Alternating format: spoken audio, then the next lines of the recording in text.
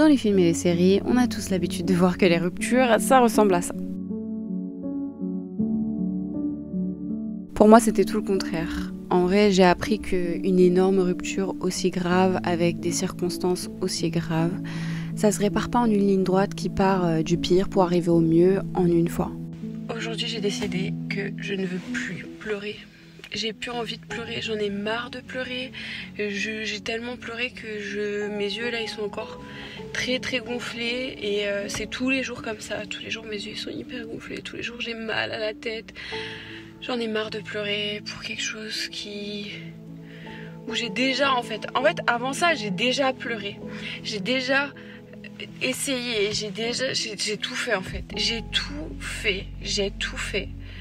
Et ça a servi à rien. Alors à quoi ça sert que je pleure maintenant? À part que je sois triste pour moi parce que j'ai mal au cœur, alors que en soi j'ai pas signé pour ça, que j'ai pas signé pour être dans un état pareil.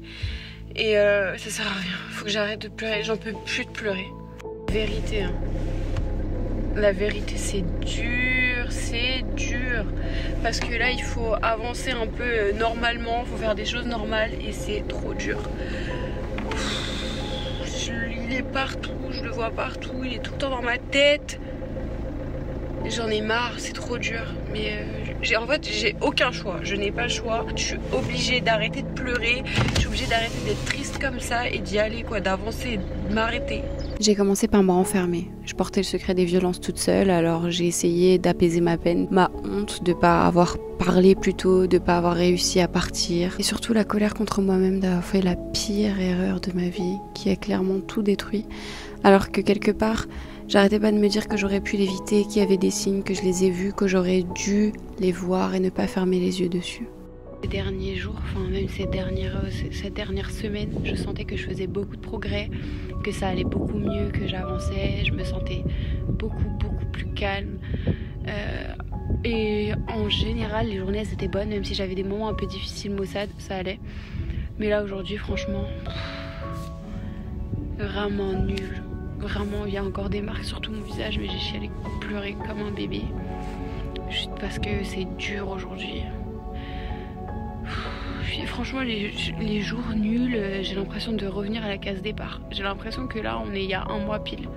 Et que je revis encore la même chose et que je me ressens pareil alors qu'en vrai, j'ai déjà pleuré pendant des mois et ça fait des mois que je pleure. Ça fait des mois que je me sens au bout de ma vie.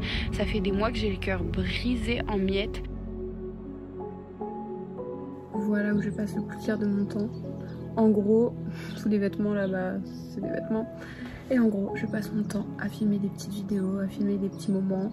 Au début, les toutes premières que j'ai filmées, c'est ma mère qui m'a beaucoup poussée, qui m'a dit allez meuf, vas-y, faut que tu filmes des vidéos, vas-y, t'aimes faire ça, allez viens, je t'aide et tout. Elle était derrière la caméra avec moi. Et du coup, c'est elle qui m'a beaucoup poussée, c'est elle qui me demande à chaque fois ouais, est-ce que t'as filmé, t'es allé filmer aujourd'hui, t'as filmé aujourd'hui.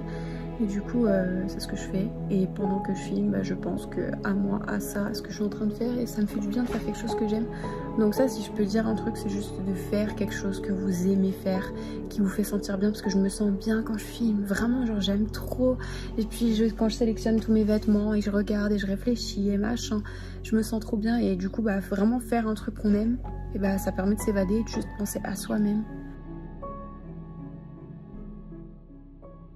Excusez ma superbe dégaine, on va pas faire attention, mais aujourd'hui, comme tous les jours depuis un mois, je suis en train de marcher toute seule et de réfléchir, de prendre l'air, de me parler à moi-même.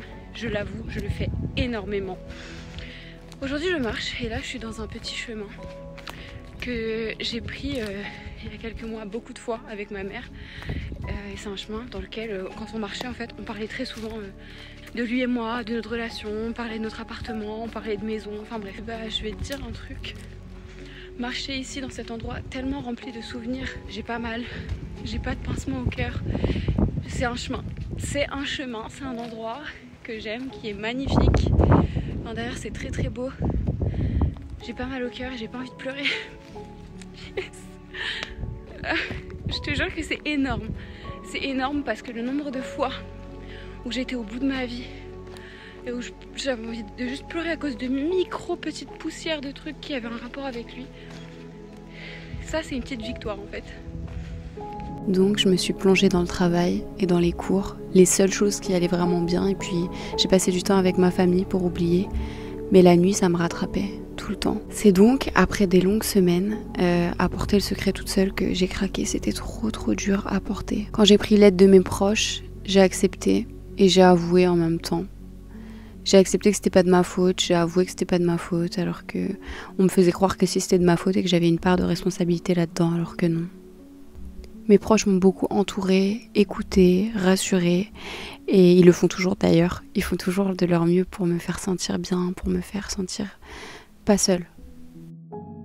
C'est assez fou parce que là, je viens de couper la caméra, je viens d'enregistrer une petite story et de la poster.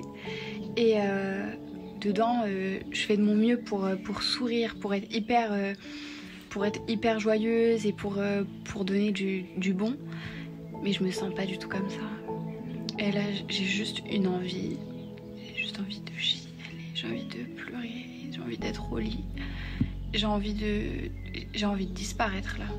Je me sens pas du tout toute joyeuse, toute pétillante et bien comme les stories que je poste ou même la vidéo. En vrai, en fait, je fais l'effort d'agir comme ça parce que c'est à l'intérieur de moi et que je veux donner du bon et que j'aime sincèrement ce que je fais. Ça me permet d'oublier pendant que je filme, le temps que la caméra est allumée. Je pense plus à rien. Je pense juste à ce que je suis en train de faire, au moment que je suis en train de vivre et le moment que je suis en train de filmer, de créer. Mais une fois que ça s'arrête, la réalité revient. Et le pire, c'est que en vrai, ça fait des mois et des mois et des mois que ça dure comme ça. Il y a eu des jours, beaucoup, où le soir avant, ça s'est mal fini, ça s'est mal passé, j'ai pris des coups.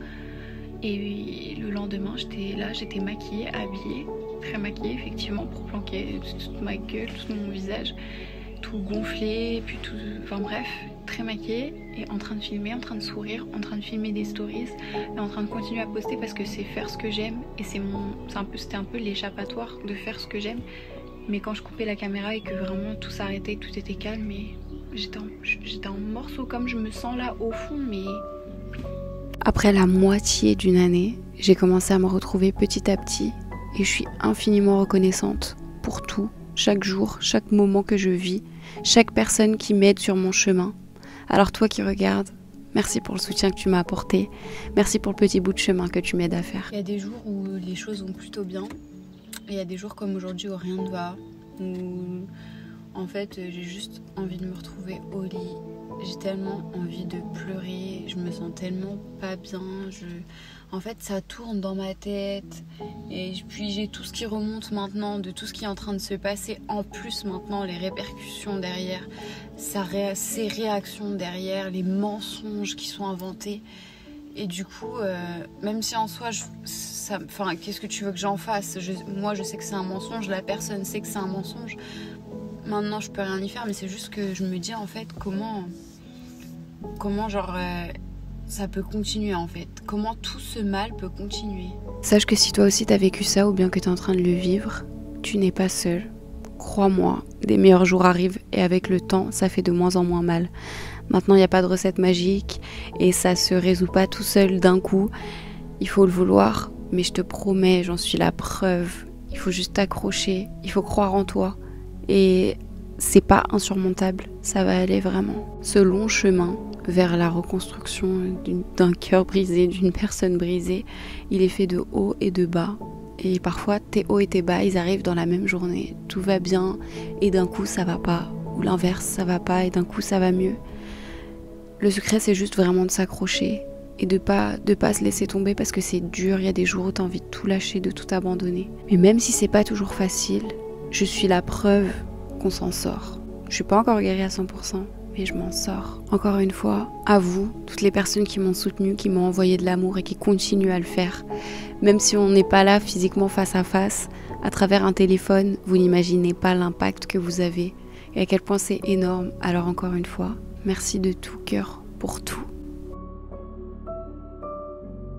Tous les cadeaux que je lui ai faits étaient là. Non. La plupart étaient déjà vendus. Non. Et même plus cher que le prix que j'ai payé. Oh non mais le culot.